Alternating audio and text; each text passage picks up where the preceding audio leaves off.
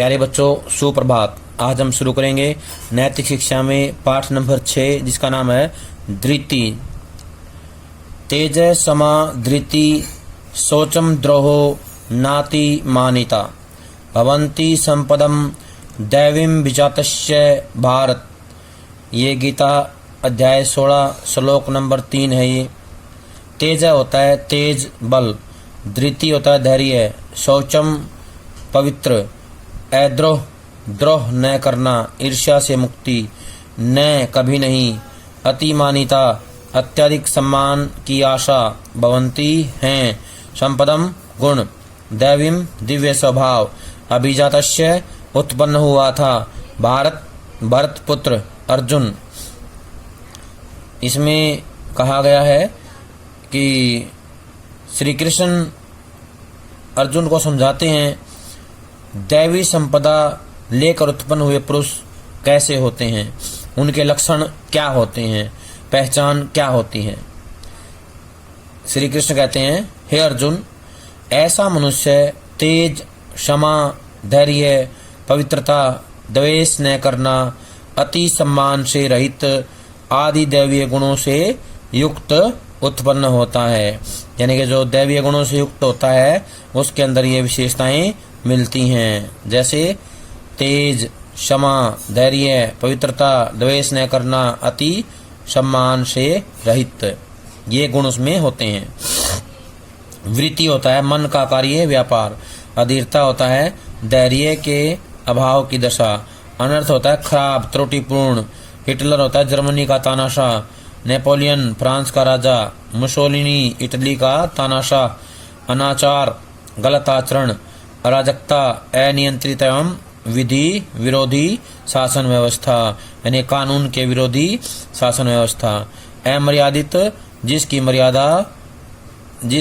मर्यादा या सीमा न रहे, विकृत होता है अप्राकृतिक, बिगड़ा या बेडौल, दवज वाहक होता है दवज लेकर चलने वाला, प्रतिकूलता होता है विषम परिस्थिति, हताशा होता है निराश और दुखी, भ्रातृ प्रेम होता है भाई के प्रति प्रेम, निर्लोभता होता है जब मन में लोभ का भाव न हो, राज्याभिषेक होता है राजा की गद्दी, सिंहासन पर बैठने की एक रीति, अवसाद होता है दुख रंज, संबंध विच्छेद होता है संबंधों का टूटना अलग होना, संबल होता है सहारा आधार। इस पाठ में क्या कहा गया है ये देखें। श्रीमद् भगवद गीता के 16वें अध्याय के 3 श्लोक में वर्णित मनुष्य के दैवीय लक्षणों में से एक धृति अर्थात धैर्य के बारे में बताया गया है। काम, क्रोध, लोभ, अहंकार आदि वृत्तियों में अधीरता देखी जाती है। वृत्तियों में अधीरता से अनर्थ होता है। परिस्थितियों में संतुलन बनाए रखने के लिए धैर्य की आवश्यकता है। महाभारत काल में सिंहासन के प्रति प्रेम, लोभ, अहम आदि की अधीरता के कारण विध्वंसकारी महायुद्ध हुआ, जबकि त्रेता युग में जब राम को राज्याभिषेक के स्थान पर वनवास तथा छोटे भाई भरत को राजा बनाने का संदेश मिलता है, तब वे अत्यधिक प्रसन्न होते हैं। आज अधीरता के कारण ही संबंध विच्छेद हो रहे हैं। अवसाद और आत्महत्या की घटनाएं बढ़ती जा रही हैं। प्रिय विद्यार्थियों, श्रीमद् भगवद गीता के 16वें श्लोक में 16वें अध्याय के पहले 3 श्लोकों में महापुरुष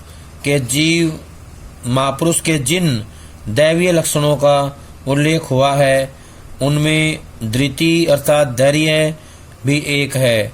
दैवी संपदा का यह लक्षण धृति अर्थात धैर्य तन, मन और संपूर्ण जीवन की क्षमताएं विकसित करने के लिए, सद्भावनामय वातावरण के लिए यह बहुत ही महत्वपूर्ण है। अधिकांशतः जीवन कभी वृत्तियों तो कभी परिस्थितियों की अधीरता तक ही सिमटा रह जाता है। किसी भी दृष्टि से अधीरता का परिणाम अच्छा नहीं होता। जब जब हमारे भीतर वृत्तियों की अधीरता होगी तो आवेश स्वाभाविक ही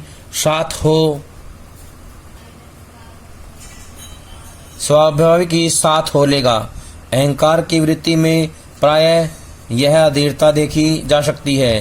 प्यारे बच्चों, आपने अपने जीवन में कई बार ऐसा अनुभव किया होगा कि मेरे अहम की तुष्टि होती रहनी चाहिए और यह भी अतिशीघ्र होनी चाहिए।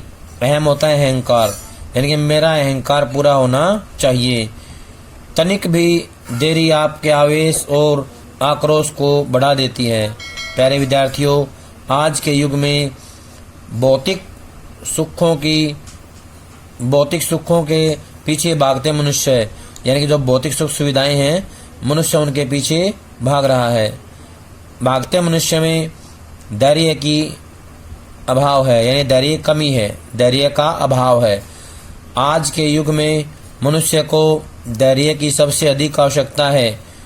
अहंकार की तरह ही काम, क्रोध, लोभ आदि वृत्तियां भी हैं। वृत्तियों की ऐसी अधीरता ही अनर्थ करवाती है। प्यारे बच्चों, हिटलर, नेपोलियन, मुसोलिनी जैसे अनेक नाम हैं जिनके इतिहास पढ़कर आपको पता चलेगा कि वृत्तियों की अधीरता के कारण इन्होंने लोगों पर कैसे कैसे अत्याचार किए हैं। वृत्तियों की अधीरता का दुष्परिणाम अत्याचार, लूटमार, अनाचार आदि के रूप में स्पष्ट अनुभव होगा। वर्तमान में बढ़ती जा रही अनीति, अराजकता, अशांति और लूटपाट, मारकाट आदि घटनाओं के पीछे इसी वृत्ति का अमर्यादित वेग होता है। अमर्यादित होता है अनियंत्रित, असीमित। युवावस्था और विशेष रूप से पढ़ाई के दिनों में जब काम, क्रोध, लोभ, अहंकार आदि का वेग अधीरता का रूप ले लेता है, तब स्थिति स्वयं के भविष्य पर भी प्रश्न खड़ा करती दिखाई देती है। प्यारे बच्चों, हम सभी को मिलजुल कर यह सोचना है कि हमें ऐसी विकृत व्यवस्था का अंग बनना है या फिर हमें पारिवारिक स्वाभिमान, सामाजिक सद्भाव और राष्ट्र गौरव का ध्वजावाहक बनना है। यह निर्णय लेना अत्यंत आवश्यक है। प्यारे बच्चों, आप हमेशा यह याद रखना कि परिस्थितियों में संतुलन बनाए रखने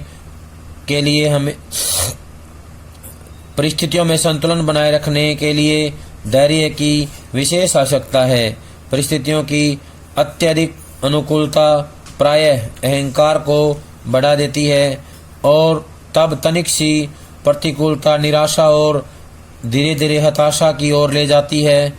कर्तव्य पथ पर आगे बढ़ने और ऊंचे लक्ष्य को पाने में ये तीनों स्थितियां बाधक सिद्ध होती हैं। प्रियवत्स, भारतीय समाज का इतिहास सर्वाधिक पुराना है। हमारी भारतीय परंपराओं में अलग अलग काल में सिंहासन को लेकर दो ऐसे उदाहरण हैं जो इस संदर्भ में चेतावनी और प्रेरणा के लिए पर्याप्त हैं। महाभारत काल अर्थात द्वापर युग में सिंहासन पिता पुत्र की लोभ, मोह और अहंकार की वृत्तियों के वेग और अधीरता के कारण एक विध्वंसकारी युद्ध का प्रमुख कारण तथा माध्यम बना। कहने का आशय है कि महाभारत काल में धृतराष्ट्र और दुर्योधन की सिंहासन के प्रति जो लालसा थी, लोभ था, उसने जो है महाभारत का जो विध्वंसक युद्ध जो है उसको जो है साकार रूप दे दिया, उसका कारण बना। त्रेता युग पर आधारित रामायण में भी सिंहासन हमारे सामने है। वृत्तियों और परिस्थितियों में धैर्य और संतुलन बनाए रखने से यह सिंहासन भ्रातृ प्रेम एवं सत्ता की निर्लोभता के रूप में राम राज्य का आदर्श बन गया। कहने का आशय है कि भगवान राम का जो सिंहासन था, भरत ने जो है लेने से अस्वीकार कर दिया, तो ये राम राज्य का आदर्श बन गया। राम का राज्याभिषेक निश्चित होता है, लेकिन प्रसन्नता कुछ क्षण की ही होती है। जब भरत के लिए राज्य की बात आती है, तब राम अत्यधिक प्रसन्न होते हैं। वे स्वयं अपने मुख से कहते हैं कि मेरा छोटा भाई भरत तो अयोध्या का राजा बनेगा, मेरे लिए इससे बड़ा आनंद नहीं हो सकता। दोनों घटनाओं में पात्रों की वृत्तियों के बारे में बताया गया है। उनकी वृत्तियां स्पष्ट नजर आ रही हैं कि जब भगवान राम की जगह भरत के लिए अयोध्या का राजा बनाने की बात की गई तो राम प्रसन्न हुए, लेकिन वहीं दूसरी तरफ महाभारत में दुर्योधन की जगह युधिष्ठिर को राजा बनाने की बात की तो वृत्तियां बदल गई। वृत्तियों के कारण ही जो है मनुष्य का सही और गलत स्थान निश्चित होता है। प्रिय विद्यार्थियों, आप सभी विद्यार्थी जीवन काल में हैं, यानी कि विद्यार्थी जीवन काल से गुजर रहे हैं। पढ़ाई के दिनों में परीक्षा परिणाम की तनिक सी प्रतिकूलता में आप में से कुछ बच्चे कुछ निराशा और अवसाद में आगे के लक्ष्य से ध्यान हटा लेते हैं या कुछ अकल्पनीय एवं कठोर निर्णय करने लगते हैं। तब ऐसे में यह लक्षण यानी कि धैर्य बहुत ही विचारणीय होता है। अधीरता के कारण बात बात में मित्रता से लेकर पारिवारिक तथा व्यापारिक यानी कि व्यावसायिक संबंधों में दरार पैदा हो जाती है। यही नहीं, बढ़ते हुए संबंध विच्छेद, अवसाद और आत्महत्याओं तक के उदाहरण समाज के बहुत चिंताजनक भयावह तस्वीर दिखाते हैं।